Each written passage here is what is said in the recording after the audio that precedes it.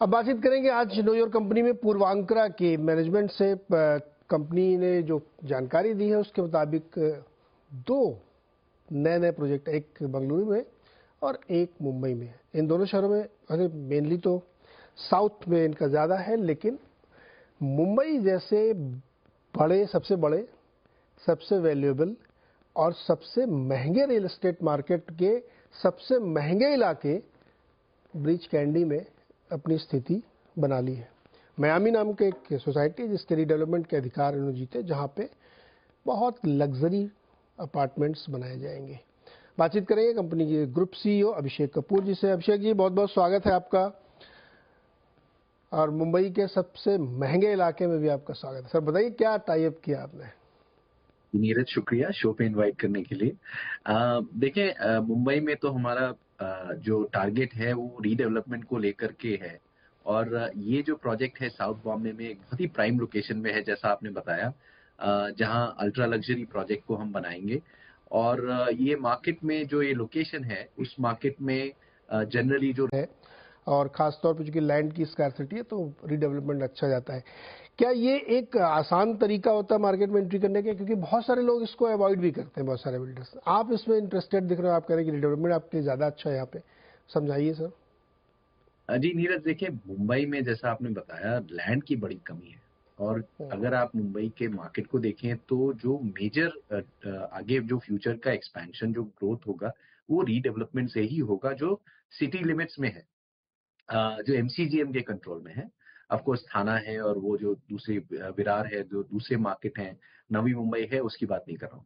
तो अगर मुंबई सिटी के अंदर हमको अगर डेवलपमेंट करना है तो खाली एक ही ऑप्शन बचता है, या तो रीडेवलपमेंट करें या एसआरए करें। हमारा फोकस रीडेवलपमेंट पे इसलिए है क्योंकि सोसाइटी रीडेवलपमेंट में आप अर्बन रिजुविनेशन करते हैं। बेसिकली ये सोसाइटीज में आज जो परिस्थिति है, जो घरों की परिस्थिति है, वो जो करेंट मेंबर्स वहां रह रहे हैं उनको एक अपॉर्चुनिटी मिलती है नए घर मिलने की। और क्योंकि गवर्नमेंट ने ये पॉलिसी बनाई है अर्बन रिजुविनेशन की, इतनी अच्छी क्लीन क्लियर पॉलिसी बनाई हुई है कि आप ये रीडेवलपमेंट का प्रोजेक्ट लेकर के और उसमें नया सप्लाई ला सकते हैं, और प्लस जो एग्जिस्टिंग लोग हैं उनकी क्वालिटी ऑफ लाइफ को इम्प्रूव कर सकते हैं। तो दोनों ही ऑब्जेक्टिव मीट होते हैं, और ये करीब करीब 30,000 करोड़ का मार्केट है। अगर आप देखें साइज इतना बड़ा है इस मार्केट का कि ये अपॉर्चुनिटी काफी स्ट्रांग है। लेकिन हाँ, सबके बस की नहीं है।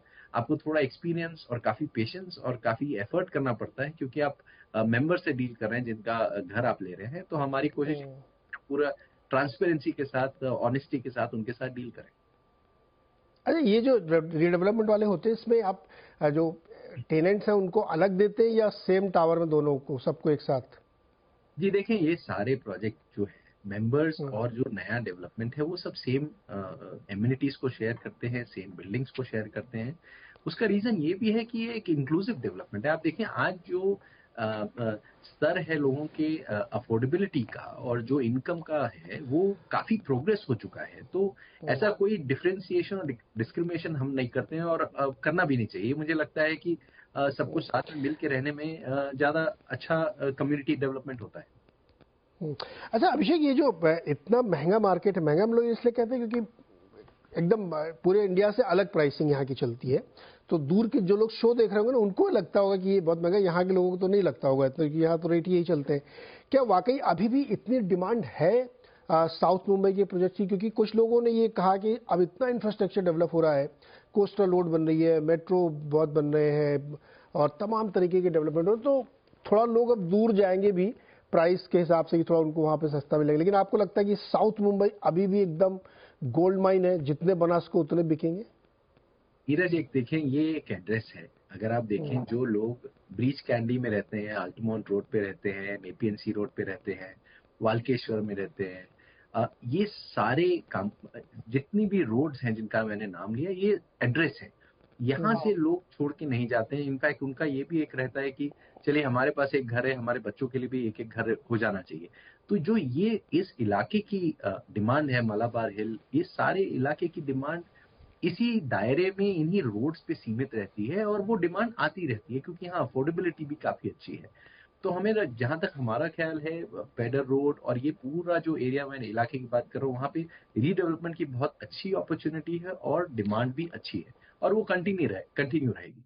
और देखिए जैसे हमारा जो दूसरा प्रोजेक्ट है जो पाली हिल में है, फॉर एग्जाम्पल हमने लिया है, पाली हिल भी एक एड्रेस है। उस रोड पे जो रहता है, उस एरिया में जो रहता है, वो उस रोड और उस लोकेशन को छोड़ के नहीं जाएगा, क्योंकि वो एक लग्जरी डेस्टिनेशन बन चुका है। एक रेपुटेशन और एक क्रेडिबिलिटी की बात हो जाती है कि आप इस एरिया में रहते हैं।